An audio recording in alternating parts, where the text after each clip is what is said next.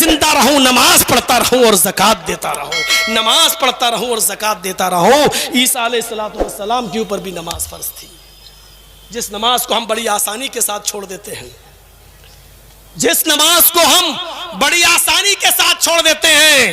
नमाज तो एक ऐसी चीज थी मेरे भाइयों, जरा गौर करो, बुखारी शरीफ की रिवायत के मुताबिक जब हजरत खुबैब को सूली पर लटकाया जा रहा था और उनको फांसी के तख्ते पर ले जाया जा रहा था, तो उनसे पूछा गया, आए खुबैब, तुम्हारी आखिरी तमन्ना क्या है, तुम्हारी आखिरी आरज़ू क्या है, क्या चाहते हो तुम? हमसे पूछा जाए आखिरी आरज़ू क्या है तो कहेंगे कि बाप से मिलवा दो, बेटे से मिलवा दो, माँ से मिलवा दो, भाई से मिलवा दो, बेटी से मिलवा दो, मेरे घर वालों से मेरी आखिरी मुलाकात करवा दो। हम वसीयतें लिख देंगे, हम इकरारनामे लिख देंगे, किस बेटे को कितनी जमीन दी जाए, किसको कौन सा मकान दिया जाए, किसको कितनी करेंसी दी जाए।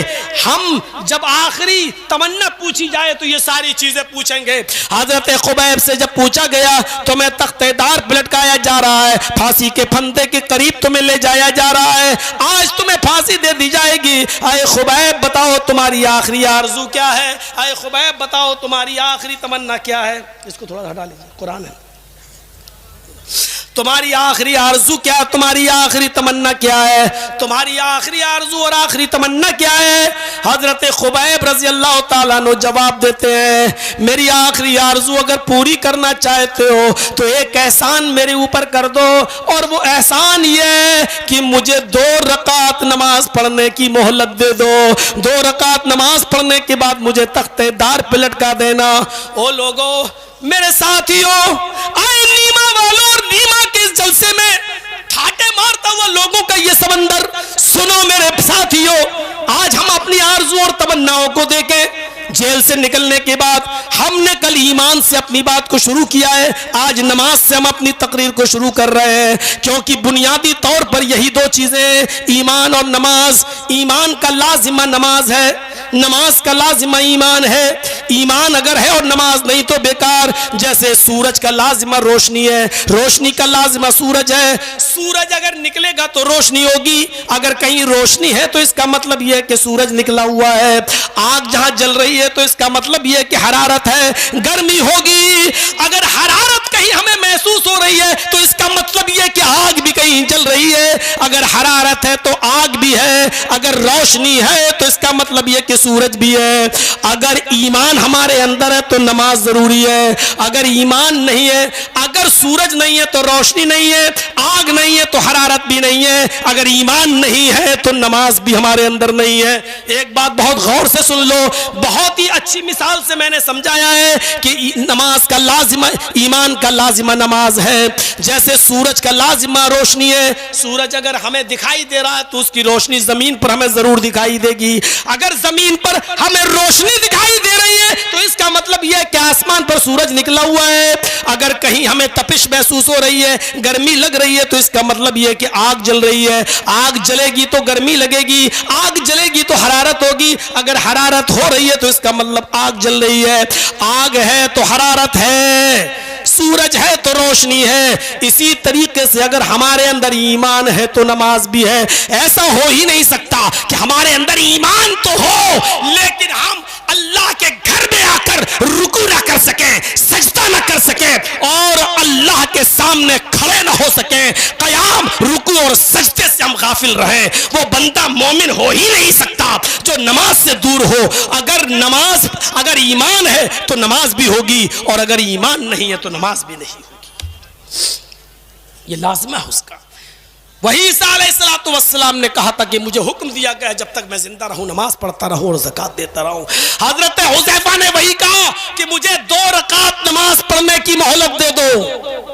उन काफिरों ने कहा कि ठीक है, मरने तो जा ही रहा है, फांसी के फंदे पे तो लटकने जा ही रहा है, जाओ इसको नमाज पढ़ लेने दो, जाओ इसको नमाज पढ़ लेने दो। 2 रकात नमाज पढ़ने की मोहलत दे दी।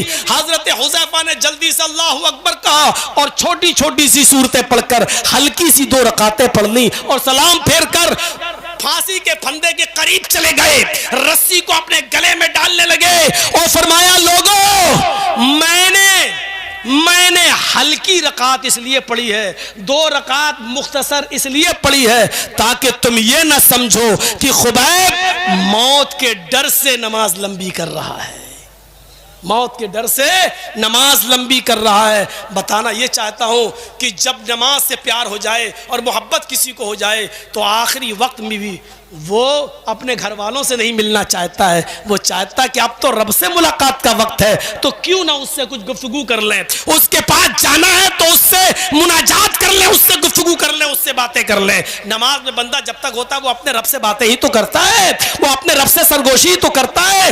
तो नमाज ये बंदे की रूह है, ये रूह है, ये गिज़ा है, ये रूह है। मेरे साथियों, हजरत खुबैब फांसी के फंदे पर लटक रहे हैं और नमाज की चाहत कर रहे हैं। अबू दाऊद की हदीस में एक वाकया आया है, एक अंसारी था, अंसारी नौजवान, और वो नमाज जंग में लड़ रहा था और लड़ते लड़ते नमाज का वक्त हो गया। नमाज का जब वक्त हुआ तो एक गिरोह नमाज पढ़ने लगा और एक गिरोह जंग में लग गया। लेकिन जो नमाज पढ़ रहे थे ये अंसारी नौजवान भी नमाज पढ़ने लगे।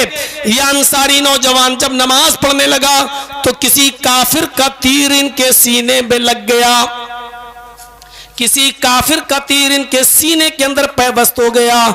तीर इतना सख्त था कि उस तीर ने उनके सीने को जख्मी कर दिया, लहू लुहान कर दिया, सीने को फाड़ दिया, खून का फव्वारा बहने लगा। ऐसी पोजीशन में भी वो नमाज पढ़ते रहे। जब सलाम फेरते और एक सहाबी की नजर जब उस अंसारी नौजवान पर पड़ती है, उस अंसारी पर पड़ती है, तो वो दौड़ता हुआ आता और कहता है, आए नौजवान, अगर तुम्हें तीर ही लग गया था और इस तीर ने तुम्हारी पसलियों को चीर दिया, तुम्हारे सीने को चीर दिया, सीने को चीरते हुए तुम्हारे पार निकल गया, तुम्हारा सीना चाक हो गया और तुम लहूलुहान हो गए, जख्मी हो गए। ऐसी पोजीशन में चिल्लाने का तुम्हें हक था, चीख सकते थे, मुझे आवाज दे सकते थे, मैं तुम्हारी मदद के लिए आ जाता। इस अंसारी नौजवान का जवाब यह था, मैं अपने रब से गुफ्तगू कर रहा था, मैं अपने रब से मुनाजात कर रहा था, मैं अपने रब से ऐसी मीठी गुफ्तगू कर रहा था कि उसमें इतना मुनहमिक हो गया कि तीर लगने की तकलीफ ही मुझे नहीं हुई। अल्लाह की कसम, मैं तुम्हें कैसे बुलाता, कैसे आवाज देता, जबकि मैं सूरह कहफ की तिलावत कर रहा था, सूरह कहफ पढ़ रहा था। उस अंसारी नौजवान ने सीना जख्मी होने के बावजूद पूरा सूरह कहफ की तिलावत कर ली, लेकिन नमाज नहीं छोड़ी, नमाज की नियत नहीं तोड़ी। हमारी नमाजें तो बड़ी अजीब है, एक मच्छर अगर हमारे गाल पर बैठ के काट ले तो हमारी नियत टूटकर हाथ गाल पर पड़ता है और मच्छर को मारने की कोशिश की जाती है। तसव्वुर करो मेरे प्यारे साथियों, हम सोचे कि आज हम इस नमाज से कितना दूर हो गए हैं, जो हमारी जिंदगी का असल मकसद है। और इसी इबादत से इस दुनिया में अमन और हमारे घरों में अमन और सुकून पैदा हो सकता है। हम इसी नमाज से अपने और अपने बाल बच्चों को, अपने बीवी बच्चों को दूर रखे हुए हैं। इस अंसारी नौजवान से इबरत हासिल करो, जरा तसव्वुर करो। हजरत तलहा को देखो, मुस्लिम शरीफ की रिवायत है, हजरत तलहा का वाकया मुस्लिम शरीफ की हदीस के अंदर आया है। हजरत तलहा अपने बाग में नमाज पढ़ रहे हैं, हजरत तलहा अपने बाग में नमाज पढ़ रहे हैं, बाग गार्डन, अपने बाग में नमाज पढ़ रहे हैं। और नमाज पढ़ने ही के दरमियान उनके बाग में लगे हुए एक दरख्त के ऊपर एक चिड़िया, खुशनुमा बड़ी खूबसूरत चिड़िया बैठ जाती है और वो चिड़िया चहचहाने लगती है, आवाज देने लगती है, चहचहा रही है। उसकी आवाज इतनी अच्छी थी कि हजरत तलहा उसकी आवाज सुनकर डिस्टर्ब हो गए और उनका दिमाग उसी चिड़िया की आवाज पर, उसके चहचहाने पर लग गया। जब वहां से दिमाग हटाया, अभी तो मैं नमाज में हूं, जब चिड़िया की तरफ से दिमाग हटाया तो रकात भूल गए। मेरी कितनी रकातें हुई भूल गए, एक हुई कि दो हुई भूल गए। नमाज पढ़ी, सजदे सहू किया, सीधे अल्लाह के नबी के पास आए और कहा, आए अल्लाह के रसूल, आज बड़ा अजीब मामला मेरे सामने आया। कहा क्या हुआ? कहा मैं अपने बाग में नमाज पढ़ रहा था, एक खुशनुमा परिंदा आया और चहचहाने लगा, मेरी नजर उस परिंदे के ऊपर पड़ गई, सामने ही था, उस चहचहा रहा था, उसकी आवाज बड़ी खूबसूरत थी, मैं उसको सुनने लगा, मेरा नमाज की तरफ से ध्यान हट गया और परिंदे की आवाज की तरफ लग गया। जब मैंने नमाज की तरफ दिमाग लगाया, दिल लगाया, परिंदे की तरफ से हटा